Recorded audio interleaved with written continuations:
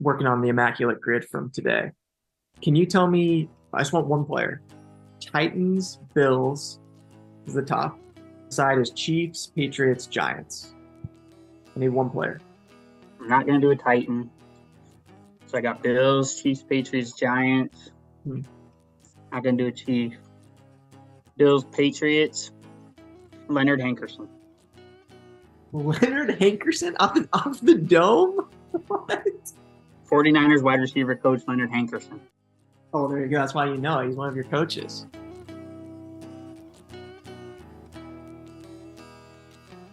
Yeah, so here we are to review the selection of the draft order, everybody. Yeah, we're going to check out how everybody did on Tomka's, Immaculate grid. We have a whole grid that we created, nice color-coded, easy for everyone to understand, even though I'm sure some of you will still get confused the same way you did on Tomka's Immaculate grid, despite the text messages that got sent out. So that's what we're here to do today, walk through that. And then the other big ticket item will also be going over the divisions. Usually we wait until the very last second to do this, and it causes scheduling issues. And so we are going to get ahead of the game on that this time. We had a league member submit a suggestion for divisions, and we went ahead and ran with it this year. So those are our two order of operations today, unless you got anything else for me, Nick. Nope, super excited to be back. Shout out Express here.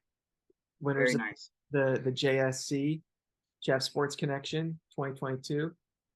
Chris Moore here on the shirt. I want to call this out. Very clean. Repping it here in Texas. And excited to get into it. This was a great idea. I want to thank Tomka for participating. He loved the idea. And thanks everyone for playing. Let's get into it.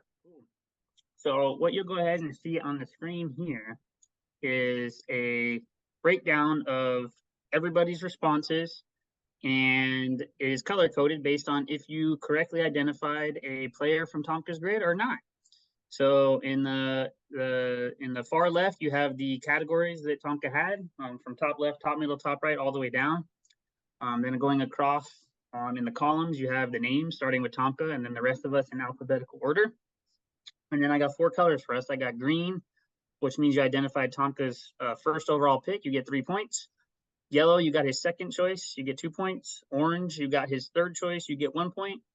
And red, you did not select the player from that specific grid properly, that specific spot in the grid, but that player did show up somewhere else in Tomka's 27 selections that he had. Is 3 for each of the 9 spots. There were only a couple of those, as you guys can see.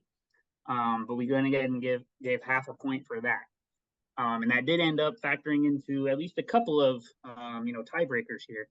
So that ended up being a pretty good deal there. So it's like I said, there's only a handful of the 0.5 red points.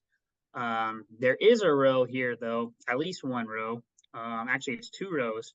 The bottom left row of Raiders and Patriots, and the bottom right row of Raiders and first round pick /10 touchdowns. Neither of those had anybody identified Tomka's top pick. The first one was Brandon Bolden. That was a shocker for everybody. But I think maybe the Brandon to Brandon connection there, we might have underestimated that.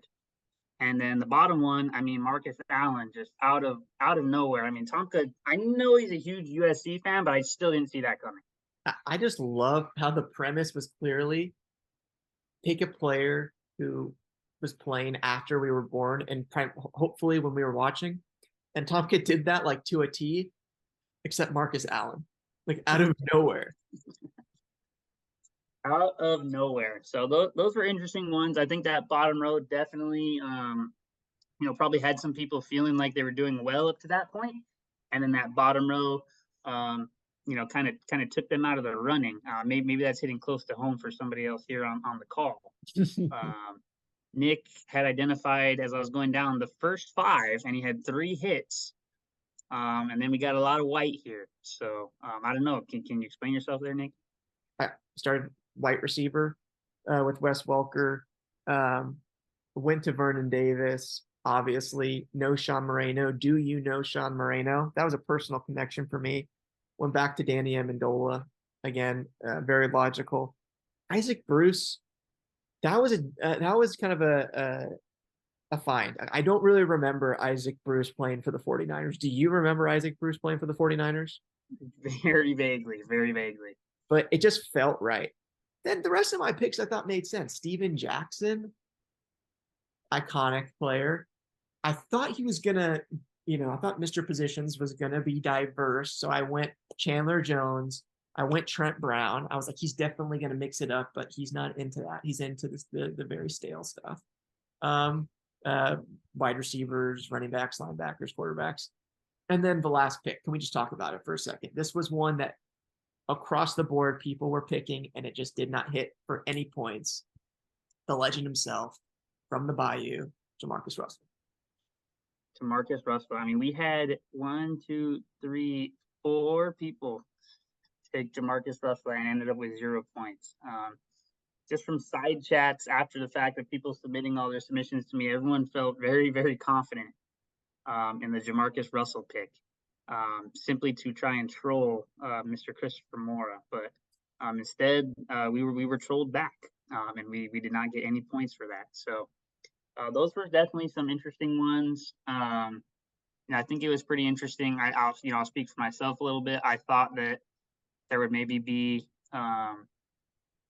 some thought put into, not that there wasn't, but some thought put into the number ones in terms of, let's try to have some different positions like you mentioned earlier. But it seems like that was really not the case. Kind of just all over the board here. But hey, I kind of like that. It ended up being a fun thing to do.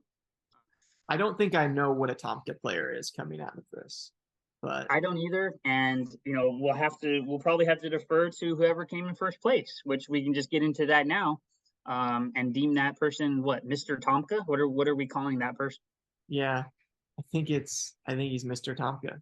Mr. Tomka. We already crowned Mr. Woman.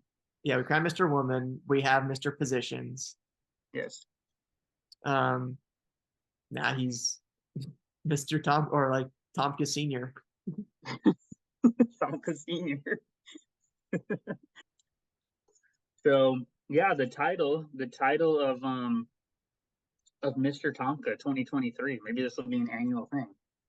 Yeah. This guy has been unfortunately winning Mr. Tomka for the last 17 years. To the shock of nobody, Mr.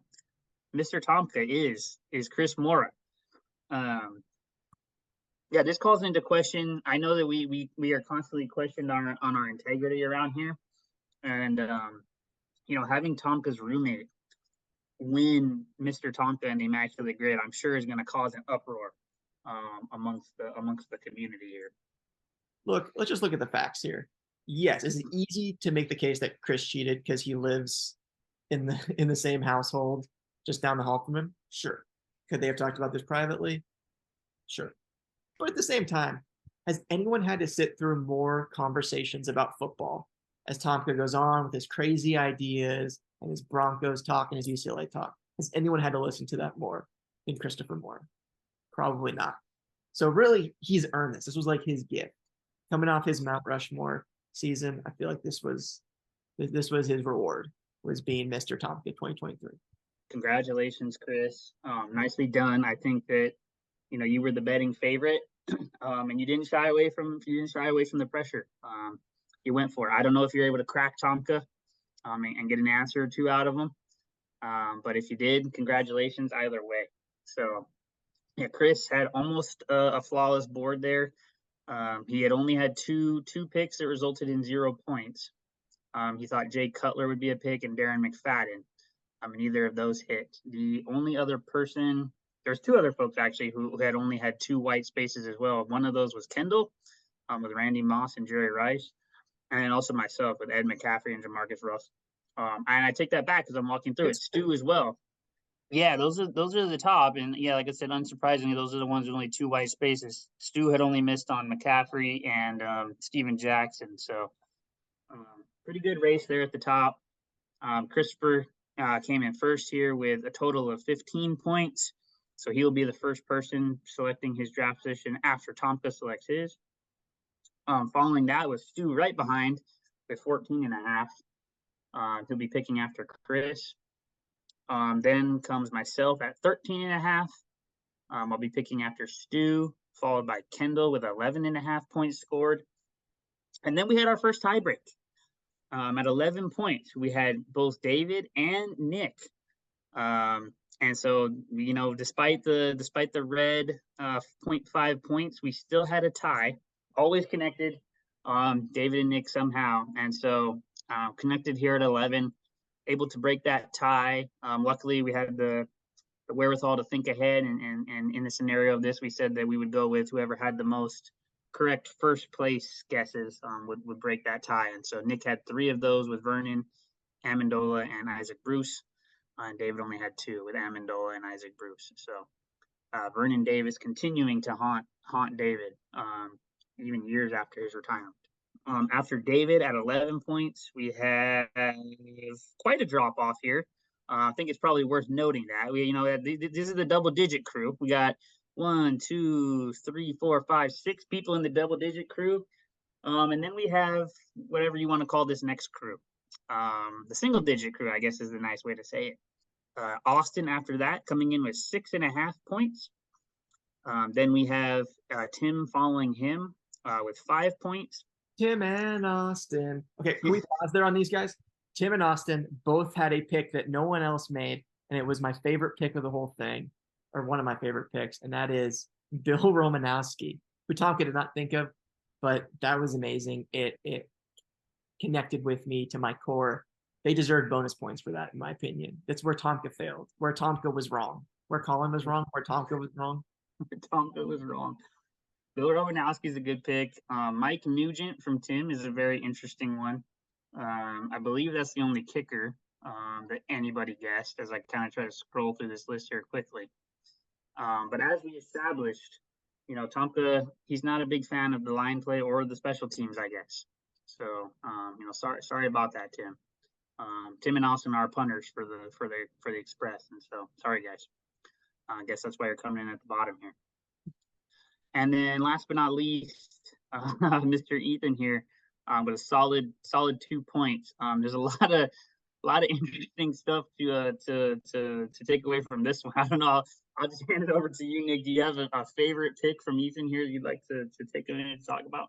Look, we're gonna need a separate breakout video just for Ethan's picks. I think this partially falls on you as the commissioner. I don't know if he understood the task here fully. He started off with some good guesses. Well, let's just get right into that second row, okay? Do you remember Mac Jones? And we know him as a Patriot. But do we remember his time as a Los Angeles Ram? When you're a pro, do we remember those Rams days? What's your favorite Mac Jones Rams memory? My favorite Mac Jones Rams memory is, when he beat the Niners in the NFC Championship. I can't get it out of my head. It was painful, man. If Jaquiski Tartt had only caught that pass from Mac Jones, things could have been a lot different for me and my family. So, how could I ever forget the Mac Jones era in Los Angeles? And then the other pick. Again, I need to rack your brain. I don't remember things as well clearly in the NFL as you. I remember Alex Smith being a great 49er. But after the Mac Jones era ended in Los Angeles, Alex Smith was then, a legend with the Rams. I'll never forget it. Who could forget him playing with, just one functioning leg? The ultimate comeback story. One comeback player of the year for 2 years in a row playing with the Rams. Thank goodness he was still pretty terrible at football. But nonetheless, just a heartwarming story. People talk about Nickel Roby-Coleman's pass interference against the Saints, but people forget that in overtime, it was Alex Smith who then led the Rams down, kicked the field goal to send them to the Super Bowl. Actually, now I'm kind of forgetting his days with the Niners, to be honest.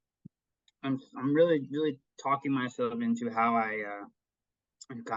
missed that one. My pick of Brandon Lloyd is looking worse and worse by the second. And your point is taken in stride that perhaps this is some to blame on the commish. I did go back and review the text messages, and I did very quickly confirm to Ethan that his list looked good. And clearly I did not look at that list very well. And so I have some blame here. And I apologize. I received the text message at 5:24 p.m. and I responded at 5:31 saying that was fast and it looks good to me. I mean, that's negligence of the highest order. I should also mention, in the spirit of honesty, that Ethan's text after his 9 names were provided, he said, "I hope I filled that out right." And I just conveniently, yeah, I don't know what happened there. I can't speak to it.